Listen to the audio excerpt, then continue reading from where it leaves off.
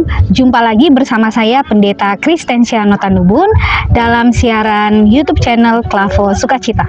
Saya akan membagikan kebenaran firman Tuhan untuk kita semua di saat ini. Tapi sebelum kita membaca dan merenungkan kebenaran firman Tuhan, saya ajak kita semua untuk berdoa. Mari berdoa. Tuhan Yesus firman yang hidup, kami bersyukur karena tiap-tiap hari Tuhan izinkan kami untuk disapa oleh firman-Mu, terutama melalui YouTube channel Klavo Sukacita. Kami akan membaca Alkitab, oleh karena itulah berikanlah kami semua hikmat, supaya kami tidak hanya sekadar membaca dan mengerti, tapi kami dapat diberikan kekuatan, kemampuan, dan kesanggupan untuk dapat melakukan firman-Mu dalam hidup kami tiap-tiap hari. Kami percaya bahwa firman-Mu itu akan menjadi juga kekuatan bagi kami, tapi juga menjadi petunjuk arah dan juga mengubahkan hidup kami kalau sekiranya kami hidup dan berjalan salah. Dalam nama Tuhan Yesus Kristus kami berdoa dan bermohon. Amin. Pemirsa Klavo Sukacita yang diberkati Tuhan Yesus, firman Tuhan yang terpilih bagi kita di saat ini terambil dari Alkitab Kudus Perjanjian Baru, Kisah Para Rasul pasal 9 ayat 5 sampai ayat yang ke-9. Saya akan membacakan bagian ini untuk kita semua. Lembaga Alkitab Indonesia memberikan judul Saulus bertobat, ayatnya yang kelima. Jawab Saulus, "Siapakah engkau Tuhan?" Katanya, "Akulah Yesus yang kau aniaya itu. Tetapi bangunlah dan pergilah ke dalam kota, di sana akan dikatakan kepadamu apa yang harus kau perbuat." Maka termangu-mangulah teman-temannya seperjalanan, karena mereka memang mendengar suara itu, tetapi tidak melihat seorang pun juga. Saulus bangun dan berdiri, lalu membuka matanya, tetapi ia tidak dapat melihat apa-apa. Mereka harus menuntun dia masuk ke Damsyik. 3 hari lamanya ia tidak dapat melihat, dan 3 hari lamanya ia tidak makan dan minum. Yang dikatakan berbahagia adalah kita semua yang mendengarkan firman Allah serta melaksanakannya. Amin. Tema yang saya pilih untuk kita renungkan bersama di hari ini saya beri judul Dari Benci Jadi Cinta. Pemirsa Klavos yang dikasihi Tuhan kita Yesus Kristus, kalau kita mau berbicara mengenai perjalanan kekristenan, maka kekristenan ada sampai saat ini oleh karena perjuangan dari para penginjil, katakanlah para misionaris yang berjuang mempertahankan iman mereka dan pada akhirnya mereka mati martir supaya nama Yesus itu dipermuliakan dan banyak orang mengenal Tuhan Yesus sebagai Tuhan dan Juru Selamat. Di samping itu, ada banyak orang juga yang tidak menyukai kekristenan, mereka benci pada Kristus dan juga para pengikutnya. Hari ini saya mau sharing terkait dengan pengalaman hidup dari seorang yang namanya Nabil Qureshi. Nabil Qureshi ini adalah seorang imigran yang lahir besar di Amerika. Dalam bukunya yang berjudul Seeking God Finding Jesus, disampaikan bahwa sedari kecil Nabil sudah kemudian diajarkan bagaimana caranya untuk mempertahankan iman, tapi juga dalam saat yang bersamaan dia harus berani untuk mengabarkan mengenai imannya yang lama. Ketika dia ada di universitas, Nabil berjumpa dengan sahabatnya yang bernama David. David pada saat itu membaca Alkitab dan kemudian berbagi kepada Nabil tentang siapa itu Yesus. Awalnya, Nabil yang memang tidak menyukai kekristenan dan juga membenci kekristenan, kemudian merasa agak sedikit terganggu dengan sharing yang disampaikan oleh David. Tapi karena Roh Kudus, Nabil kemudian penasaran dan membaca Alkitab.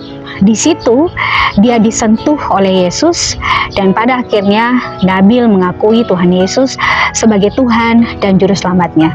Bagi Nabil, Yesus Kristus itu adalah Tuhan yang mengabarkan tentang kasih kepada semua orang. Jadi, Nabil ini adalah salah satu sosok yang awalnya benci pada Kristus dan pada akhirnya mengikuti Tuhan Yesus sebagai Tuhan dan Juru Selamat.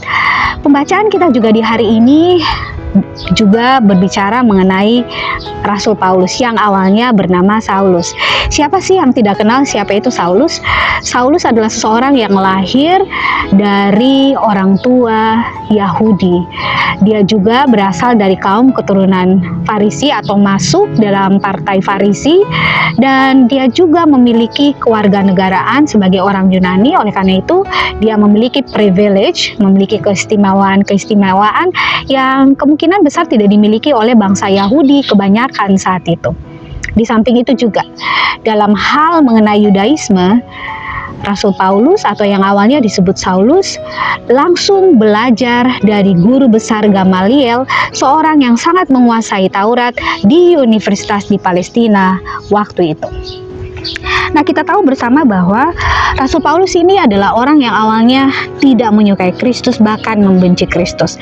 Kalau kita baca dalam Kisah Para Rasul pasal 9 tadi, maka kita bisa dapati bahwa Rasul Paulus kemudian meminta surat dari imam besar di Yerusalem supaya melalui legalitas surat itu dia akan pergi ke Damsyik, ke pemimpin ibadah di Damsyik, dan kemudian menangkap baik itu perempuan dan laki-laki yang mengikuti jalan Tuhan, dalam hal ini adalah sebagai pengikut Tuhan Yesus.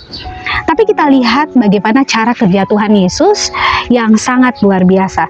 Dalam perjalanannya yang sangat menggebu-gebu untuk menangkap, menganiaya orang-orang Kristen waktu itu, Yesus berjumpa dengan Saulus yang sekarang kita kenal dengan Rasul Paulus. Betapa kagetnya Saulus ketika Yesus berjumpa dengan dia. Dia bertanya kepada Tuhan Yesus, "Siapakah engkau itu?" Dan kemudian Tuhan Yesus menjawab, "Aku adalah Yesus yang engkau aniaya." Itu Paulus kemudian sangat kaget, dia tersungkur dan jatuh dan kemudian menjadi buta. Anehnya, rekan-rekan seperjalanan dari Saulus waktu itu tidak melihat apa yang dilihat oleh Saulus. Mereka hanya mendengar apa yang didengarkan juga oleh Saulus waktu itu. Saulus kemudian menjadi buta selama 3 hari, dan bagi saya di situ dia kemudian merenungkan siapa itu Tuhan Yesus dalam pertemuannya bersama dengan Kristus waktu itu. Dan ketika Rasul Paulus kemudian disapa dan berjumpa dengan Tuhan Yesus, dari situlah kemudian dia betul-betul membangun imannya pada Tuhan. Dalam Alkitab disampaikan oleh Rasul Paulus bahwa apa yang dahulu dia anggap untung, sekarang dia anggap rugi di dalam Kristus. Jadi Rasul Paulus ini benar-benar all out, benar-benar menyerahkan hidupnya, totalitas apapun yang ada pada dia untuk melayani Tuhan Yesus. Kita juga tadi sudah melihat bahwa ketika Rasul Paulus menjadi buta, dia tinggal di situ, dan ketika dia menjadi seorang petobat baru, dia kemudian tinggal di Damsyik, bergabung dengan jemaat lokal setempat di situ. Pemirsa Klavu Sukacita yang diberkati Tuhan kita Yesus Kristus, apa rema yang bisa kita petik dari pembacaan dan perenungan kita di saat ini? Yang pertama itu mau saya sampaikan bahwa Yesus peduli terhadap penderitaan umatnya. Hal ini terlihat dari kata "Akulah Yesus yang engkau aniaya" itu.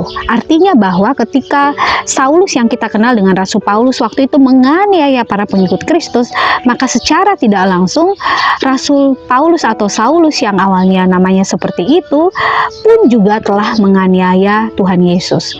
Dan yang pasti adalah Tuhan Yesus mengenal apa yang dialami oleh para pemberita Injil waktu itu dalam penganiayaan, dalam penderitaan, dalam kesakitan yang mereka hadapi.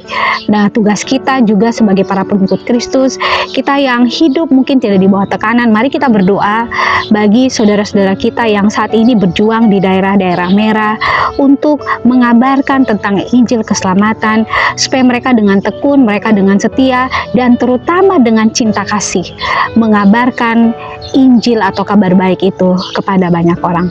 Itu poin yang pertama dari subtema kita yang pertama tadi. Yang kedua yang mau saya stressing adalah saat ini kita juga sebagai orang-orang Kristen tentu juga Tuhan izinkan ada dalam penderitaan.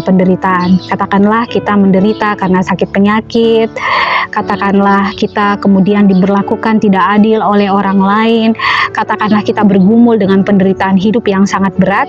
Percayalah bahwa kita tidak sendiri menanggung itu. Tuhan Yesus ada bersama-sama dengan kita, Dia bersolider bersama-sama dengan kita, menguatkan dan juga meneguhkan kita semua. Nah, bagian yang kedua adalah panggilan untuk bertobat dan berpaling pada Kristus. Kita lihat bahwa seperti Rasul Paulus dan juga Nabil tadi yang awalnya benci pada Kristus, kemudian mereka mengikuti Tuhan Yesus sebagai Tuhan dan Juru Selamat. Saat ini kekristenan masih terus dibombardir dari berbagai macam sudut.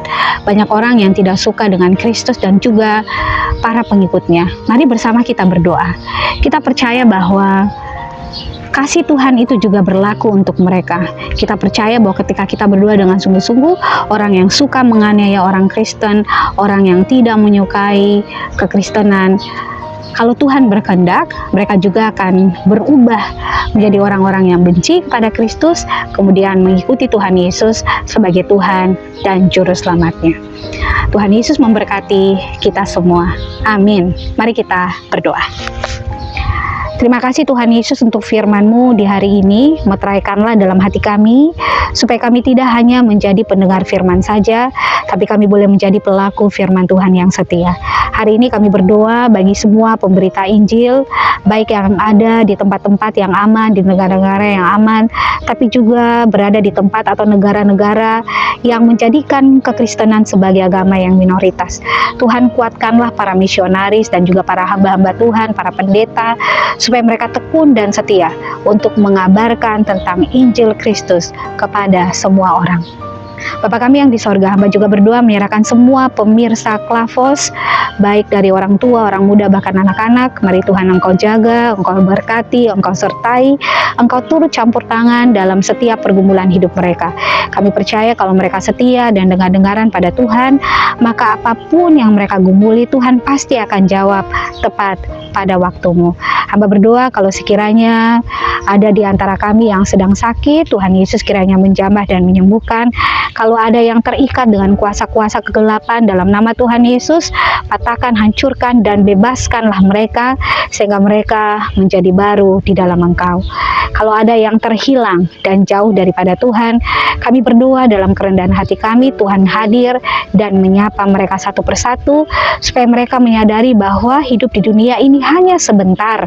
Oleh karena itu kami belajar untuk menggunakan kesempatan yang telah Tuhan beri bagi kami, sehingga hari-hari yang kami lalui itu bukan hanya karena kuantitas saja, tapi betul-betul kami hargai setiap hidup kami dalam kualitas hidup kami bersama dengan Kristus. Secara khusus hamba berdoa menyerahkan Brenda Tupamahu yang hari ini berusia 19 tahun. Kami percaya bahwa hidup itu bukan hanya karena hari, tapi karena hanya arti.